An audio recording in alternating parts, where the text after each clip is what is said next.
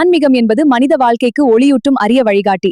அத்தகைய ஆன்மீக பணியை அர்ப்பணிப்புடனும் தமிழ் சைவ மரபின் பெருமையை மக்களையே எடுத்துரைப்பதிலும் சிறப்பாக செயல்பட்டு வருபவர் நம்முடைய இன்றைய சிறப்பு விருந்தினர். மதிப்பிற்குரிய சிவஸ்ரீ ஆறுமுகம் பாஸ்கர குருக்கள் அவர்களை தமிழ் MTV குடும்பத்தின் சார்பாக அன்புடன் வரவேற்பதில் நான் பெரும் மகிழ்ச்சி அடைகிறேன்.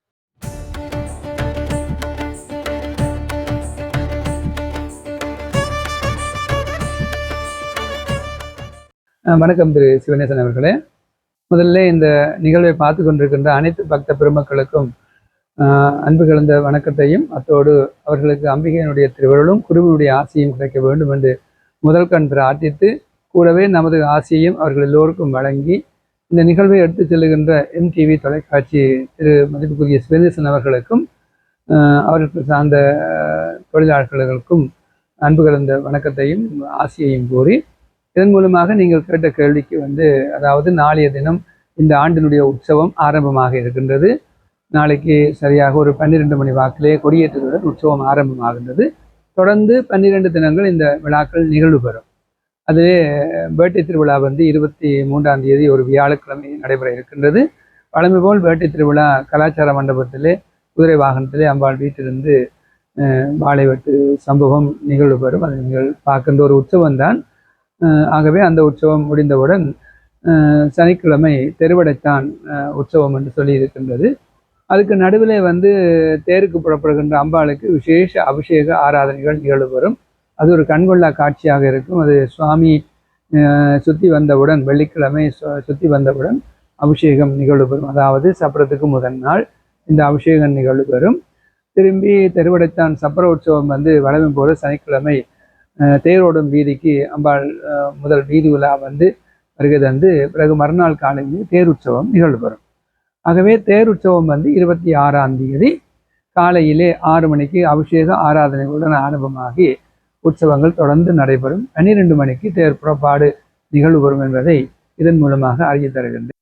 இதை பற்றி நான் அதிகமாக சொல்றதுக்கு ஒன்றும் இல்லை. இருந்தாலும் நீங்கள் கேட்டதுக்கு நாங்கள் சொல்லுகின்றேன். இது சம்பந்தமான வேறு இதில் நான் தகவல்கள் கொடுத்துருக்கின்றேன். இருந்தாலும் உங்களுக்கு தருகின்ற தகவல், 26ஆம் தேதி தேர் திருவிழாவிலிருந்து புண்டஸ் பிரசிடென்ட்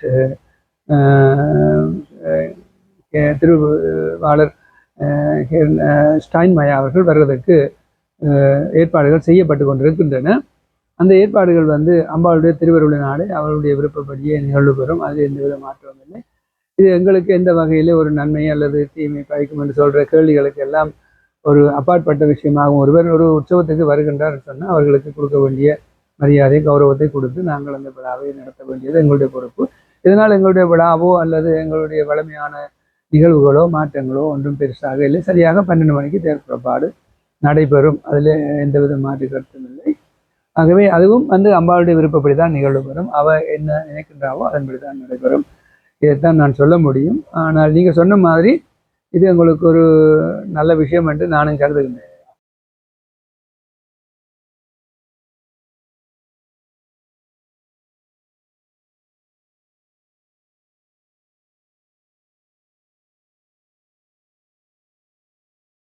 அது உண்மையாகவே புரிந்தவர்களுக்கு அது உண்மைதான். புரியாதவர்களுக்கு எப்போவுமே எதுவுமே புரியாது தானே. அதனால ஒன்றும் இதில் ஒன்றும் சொல்றதுக்கு இல்லை. அவர்கள் வருவது ஒரு வகையில் நன்மையும் ஒரு வகையில் நல்லதும். அதாவது நீங்கள் சொன்ன மாதிரி எங்களுடைய மக்களுக்கும் எங்களுடைய மதத்துக்கு, இந்து மதத்துக்கு ஒரு பெரிய ஒரு இதுதான். ஏன்னு சொன்னால் அவர்கள் இந்த நாட்டு மதத்தில் ஈடுபட்டவர்கள் எங்களுடைய கோவிலுக்கு வருவது, சுவாமியை பார்ப்பது என்பது ஒரு நல்ல விஷயம். நான் அதை மறுப்பதற்கு இல்லை. ஆகவே நீங்கள் சொல்வது ஒரு வகையில் சரியாக இருக்கலாம். போக்குவரத்து வசதிகள் என்று சொல்கிற பொழுது வழமை போல் எல்லாமே இருக்கின்றது. ஒரு மாற்றமும் இல்லை. ஆக இவர் பாரத ஒன்று தான் அங்கே விழாவில் சிறப்பை தவிர மற்றும்படி எல்லாமே வழமை போல் கடந்த காலங்களில் எப்படி உற்சவம் நிகழ்வு பெற்றனவோ அதே மாதிரி இந்த ஆண்டு ஒரு மணி நேரம் முன்னாடி நாங்கள் சுவாமியை தேர்தல் ஏற்ற இருக்கின்றோம். காரணம் அவருக்கு கௌரவ விழா வைக்க இருக்கிறதுனால அது 1 மணி நேரம் முன்னாடி ஏற்றிருக்கிறோம். மற்றபடி ஒரு மாற்றங்களும் இல்லை. அத்தோடு தூரத்தில் உள்ள பார்க்பிளட்ஸில் இருந்து மக்கள் இங்கே கோயிலடிக்கு கிட்ட வர்றது மாதிரி ஷட்டில் பஸ் நாங்கள் ஏற்பாடு பண்ணியிருக்கின்றோம். அதை கோப்ரா ஞானம் அவர்கள் தன்னுடைய தலைமையில் அதை நடத்த இருக்கின்றார். அதுக்கு அவருக்கு நன்றியை கூறிக்கொள்கின்றேன். அது நல்ல ஒரு விஷயம். அதுக்கு நீங்கள் சும்மா வண்டியில் போக முடியாது. பெட்ரோல் டீசல்லாம் இப்போ என்ன விலை இருக்கு என்பது உங்களுக்கு தெரியும். அதுக்கான ஒரு சிறிய கட்டணத்தை நீங்கள் செலுத்தி வருவதற்கான ஏற்பாடு தான் அவர்கள் செய்வார்கள். அவர்கள் தனியாகவே இந்த ஒரு வசதியை உங்களுக்கு செய்தர இருக்கின்றார்கள் கோப்ரா ஞானம் அவர்கள். நாங்கள் சென்ற ஆண்டு ஏற்பாடு பண்ணியிருந்தோம். அவர்கள் கொண்டு வந்து எங்களுக்கு புக் பண்ணின பஸ் வந்து சின்ன பஸ்ஸாக புக் பண்ணியிருந்தோம். ஆனால் பேருந்து இங்கே கொண்டு வருகின்ற பொழுது பெரிய பஸ்ஸை கொண்டு வந்துட்டார்கள். அது வந்து அந்த இடத்திலே திருப்ப முடியாது என்பதனாலே ஓட்டுநர் சொல்லிட்டு இது கொண்டு வர முடியாதுன்னு கேன்சல் பண்ணிட்டாங்க. அல்லது சென்ற வருஷமே உங்களுக்கு அந்த வசதிகள் கிடைத்திருக்கும் மக்களுக்கு. ஆக இந்த முறை நாங்கள் அந்த இதை இல்லாமல் சின்ன பஸ்ஸாகவும் மற்றது அதே ஓட்டுநர்களுடைய லைசன்ஸு போக்கு எல்லாத்தையும் ஓட்டுநர் சம்பளம் கொடுத்துருக்கின்றோம். அந்த வகையில் உங்களுக்கு அது ஒரு சௌகரியமாக இருக்கும் என்று நான் நம்புகின்றேன். மேலும் வெயில் அதிகமாக இருக்கின்ற பொழுது சில பேருடைய கருத்து பூமிக்கு தண்ணி ஊற்றலாம் அப்படி இப்படின்லாம் எனக்கு வந்திருக்கு. நான் கேள்விப்பட்டிருக்கின்றேன், உண்மைதான். ஆனால் இயற்கையை மீறி நாங்கள் எதுவுமே செய்ய முடியாது, அது ஒரு தவிர்க்க முடியாது. இதே மாதிரி ஒரு பெரிய விண்டருக்கு கூட நாங்கள் ரொம்ப கஷ்டப்பட்டு தேர் ஓடி இருக்கின்றோம். கொட்டு மழையிலையும் சரி, மற்றது ஒரு கல் சினோ மாதிரி விழுகின்ற பொழுதும் செய்திருக்கின்றோம். ஆகவே பக்தி என்பது வந்து இந்த இயற்கையோ அல்லது சூழ்நிலைகளை பற்றி பார்க்காது, அது எல்லாத்தையும் கடந்து நிற்கக்கூடிய ஒன்று தான் பக்தி. அந்த வகையிலே பக்தர்கள் இதை புரிந்து கொள்வீர்கள். இருந்தாலும் வயோதிகர்கள், குழந்தைகள் அப்படி ஒரு கடுமையான வெயிலாக இருந்தால் உங்களை நீங்கள் பாதுகாத்துக் கொள்வது தான் சரியாக இருக்கும். ஒரு 5-10 பேர் என்றால் நாங்கள் ஏதாவது உதவிகள் தனிப்பட்ட ரீதியாக செய்ய முடியும். ஆனால் பல்லாயிரக்கணக்காக வர்ற மக்கள் எல்லாருக்குமே நாங்கள் அப்படி அதை நாங்கள் செய்வது என்பது கடினம். அதுக்காக நாங்கள் செலவழிக்க வேண்டிய செலவும் வந்து அதிகமாகும். மேலும் இந்த முறை செலவுகள் அதிகமாகவே வருகின்றன. கடந்த பல ஆண்டுகளை விட இந்த ஆண்டு உதாரணமாக சொல்ல போனால் சானிட்டரி என்று சொல்லக்கூடிய ரோட்டோகார்ட்ஸ், அதாவது முதல் உதவி டிபார்ட்மெண்ட்டு ஆரம்ப காலத்திலே 3000 யூரோவில் இருந்தது. இன்னைக்கு 14,000 யூரோ அவர்கள் போட்டு அனுப்பியிருக்கின்றார்கள். ஆனால் அது இல்லாமல் திருவிழா செய்வதும் கடினம். ஆமாம், இங்கே நாட்டு சட்டத்தை பாதுகாப்பு, அதே மாதிரி பாதுகாப்பு செலவுகள் ஹைட் கான்செப்ட்னு சொல்கிற அந்த போலீஸ் பாதுகாப்பு, அது அந்த செலவு எல்லாமே ரொம்ப அதிகமாக இந்த ஆண்டு வருகின்றது. அப்போ ஒவ்வொரு ஆண்டும் இப்படி கூடுகின்ற பொழுது மக்களுடைய எண்ணிக்கை வந்து நாங்கள் கடந்த காலங்கள் போல இருப்பதும் இல்லை. இப்போ காரணம் என்று சொன்னால் எல்லோரும் எங்களுடைய வயதுக்குள்ளவர்கள் வந்து பென்ஷனுக்கு சென்று விட்டார்கள். அப்போ அவர்கள் பிள்ளைகளுடைய இதில் தான் எதிர்பார்ப்பு வாழ்க்கை ஓட்டமே இருக்கின்றது. அப்போ அதனால் அவர்கள் முன்னிய போல விசைக்கு செலவு செய்தெல்லாம் செய்ய வாய்ப்பு குறைவு. அதனால் கோயிலுக்கு வர வேண்டிய நிதிகளும் வந்து ரொம்ப மட்டுமட்டாகத்தான் இருக்கின்றது. பக்தர்கள் உதவி செய்கின்றார்கள், இல்லை என்று இந்த இடத்துல நான் கூறிக்கொள்ள மாட்டேன், செய்கின்றார்கள். ஆனால் நம்ம பயந்து தான் செய்ய வேண்டியதாக இருக்கின்றது. மேலும் திடீரென்று பெரிய பில்லுகள் ரெக்குங்கள் வர்ற பொழுது ரொம்ப கஷ்டமாக இருக்கின்றது. அநேகமான பக்தர்களுடைய அல்ல மக்களுடைய ஒரு கணக்குன்னா சரி 10,000 20,000 பேர் வருகின்றார்கள். 20,000 பேர் வந்தால் நிறைய எல்லாம் 20,000 பேருன்னு பார்க்கின்ற பொழுது ஆள் கணக்கு தான் 20,000 தவிர இந்த மகாபாரதத்தில் கௌரவர்கள் பாண்டவர்கள் மாதிரி பெண்ணு கணக்கில் ஆக்கள் இருப்பார்கள் தவிர, ஆனால் உதவி செய்கிறது வந்து பெண்ணு கணக்கில் தான். அது வந்தவை எல்லாருமே 10 ரூபா 20 ரூபா போடுவார்கள்னு சொல்லுது. ஒரு ஃபேமிலியில் 5 பேர் வந்தால் 5 பேரும் காசு போடுவார்கள், அது 5 பேரும் அரிசி தட்டு வாங்குவார்கள் இல்லை. ஆனால் அந்த 5 பேரும் பலனை அனுபவிப்பார்கள். அதனால அதெல்லாம் சொல்வதற்கு இல்லை. ஏதோ இத்தவரையிலே அம்பாள் தன்னுடைய வேலைகளை நடத்தி கொண்டிருக்கின்றார். மேலும் அவர்கள் எல்லோரும் நேரே வந்து பார்க்கின்றார்கள். ஐயா செய்திருக்கிறார், நல்லா இருக்கு அப்படின்னு சொல்லி என்னுடைய காதாரவே தூர இருந்து பேசுகின்ற பொழுது கேட்கக்கூடியதாக இருக்கின்றது. திருவிழா பற்றியும் மற்றது முக்கியமாகவும் சொல்ல வேண்டும் என்று சொன்னால் எங்களுக்குள்ளே எப்பொழுதுமே ஒரு ஒற்றுமை வேண்டும், புரிந்துணர்வு வேண்டும், விட்டு கொடுப்பு தன்மை வேண்டும், தயவு, தாட்சண்யம், கருணை, அன்பு இவைகளை பேண வேண்டும். இதுதான் என்னுடைய ஒரு அன்பான வேண்டுகோள் எல்லோருக்கும். இது இருந்தாலே நாங்களாகவே வளர்ந்து விடுவோம் தானாக.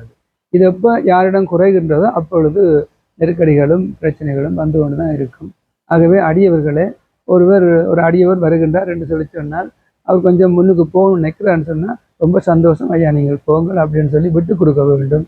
அது இல்லாமல் நான் தான் முன்னுக்கு வந்தேன்னா நீ இப்போ வந்த நீ அப்படியான அந்த பேச்சுகள், அல்லது வண்டி நிறுத்துகின்ற இடத்துல கூட நான் 10 வருஷமாக இதில் தான் நிறுத்துகின்றேன் அப்படியான போட்டிகள், அல்லது சில பாதுகாப்பு படையினரை போட்டிருந்தால் அந்த பாதுகாப்பு இதால் நீங்கள் போகணும், அடுத்த பக்கத்தால் வர வேணும் அப்படின்னு சொல்லி சொன்னால் இல்லை நான் இவ்வளோ காலம் இதாலாம் போகிறேன்ட்டு நுழைகிறது. இப்படியான இந்த தன்மைகளை எல்லோரும் இல்லை, அதையும் சொல்லுகின்றேன். எல்லா மக்களும் இல்லை, மக்கள் தயவு செஞ்சு தப்பாக நினைக்கக்கூடாது. ஒரு சில இதால் எனக்கு அதுக்கெல்லாம் கம்ப்ளைண்ட் இங்கே எங்களுக்கு மேசைக்கு வருகின்ற பொழுது அதுக்காக விடப்பட்டவர்கள் சிரமப்படுகின்றார்கள், சினப்படுகின்றார்கள். உங்களுடைய மக்கள் என்ன எப்படி இருக்கிறார்கள், ஒரு சொல்லு கேட்கிறார்கள் அப்படின்னு கேட்கிற பொழுது அது என்னையும் தான் ஒரு கவலைக்கும் ஒரு கஷ்டமாகவும் இருக்கின்றது. அது அந்த ஒரு இதை மக்கள் செய்யாமல் இருக்க வேண்டும் பக்தர்கள் என்றது என்னுடைய ஒரு அன்பான வேண்டுகோள். மறுபடி உங்களுடைய குறைகள் ஓரளவுக்கு என்னால் செய்து கொண்டு தான் இருக்கின்றேன். சில வசதிகள் செய்வோம் எனக்கு இன்னும் விருப்பம். உதாரணமாக இந்த உற்சவத்துக்கு வருகின்ற நீங்கள் வெயில் காலங்களில் பின்னலில் நிற்கக்கூடிய அளவுக்கு ஏதேனும் பிளான் பண்ண வேண்டும் என்று தான் பண்ணுகின்றோம். ஆனால் அதுக்கான செலவுகள் அதிகமாக இருக்குது. அது எல்லாத்தையும் வீடு கொடுக்க முடியும். உதாரணத்துக்கு ஒரு பெரிய மரத்தை கொண்டு வந்து நேரடியாகவே நட முடியும் நிழலுக்கு. உடனே அடுத்த வருஷமே அது பெரிய நிழலை தரக்கூடிய வாய்ப்புனா அதெல்லாம் இவ்வளவு செலவு இருக்குது. அதுக்கான பொருளாதார செலவு இருக்குது. இல்லை 2வது வீதியை சுற்றி நாம் கூடாரம் போட்டு விடலாம். போட்டு விட்டால் நீங்கள் எந்த நேரமும் இளைப்பாறலாம். ஆனால் அதுக்கான தனி செலவு இருக்கின்றது. செய்வதற்கு என்னிடம் ஆற்றலும் அறிவும் இருந்தாலும் கூட அதுக்கு பொருள் வேண்டும். ஆனால் இப்போ பொருளாதாரம் வந்து ரொம்ப சங்கடமாக இருக்கின்றது இந்த நாட்டிலே மக்களுக்கு, எங்களுடைய மக்களுக்கு குறிப்பாக. ஆகவே எல்லாத்தையும் கருத்தில் வச்சு பக்தர்களே அன்பாக கேட்டுக்கொள்வது, இருப்பதை வைத்துக்கொண்டு நாம் எல்லாம் ஊரிலே காடு மலை மணல் இந்த காரணங்கள்லாம் மணல் வெளியிலே கொதிக்க கொதிக்க வழிபாடுகள் செய்தவர்கள், ஈழத்து சிதம்பரத்திலே மணல் பாதையிலே தேரோடியவர்கள், எவ்வளவு கஷ்டமெல்லாம் அனுபவிச்சு நாங்கள். அதுக்காக இங்கே நாங்கள் அனுபவிக்க வேண்டும் என்று நான் சொல்லவில்லை. இருக்கிறதுக்கு திருப்தியாக இங்கே வேறு வேறு வசதிகளை நீங்கள் பயன்படுத்தி விழாவை சிறப்பித்து தர வேண்டும் என்று சொல்லி அன்பாக கேட்டுக்கொள்ளுகின்றேன். குறைகளை விட்டு நிறைகளை காண முயற்சி பண்ணுங்கள். இதுதான் என்னுடைய அறிவுரை சொல்ல முடியும். உங்களுக்கும் என்னுடைய அன்பு கலந்த ஆசிகளும் வணக்கத்தையும் தெரிவித்துக் கொள்ளுகின்றேன். நீங்களும் இவ்வளவு தூரம் சிரமப்பட்டு திடீரென்று வந்து என்னை பிடித்து இந்த நிகழ்வை மக்களுக்கு கொடுக்க வேண்டும் என்று சொல்லி மக்கள் மீது ஆர்வம் கொண்டு செய்வதற்கு நான் உங்களுக்கும் என்னுடைய அன்பையும் ஆதரவையும் தருகின்றேன். தங்களின் மதிப்புமிக்க நேரத்திற்கும் பயனுள்ள தகவல்களுக்கும் மனமார்ந்த நன்றிகள். தமிழ் எம்ரிவி தொலைக்காட்சி இயக்குனர் கலாநிதி சிவனேசன் அவர்களுடன் விடைபெறும் நான் உங்கள் கவிதா.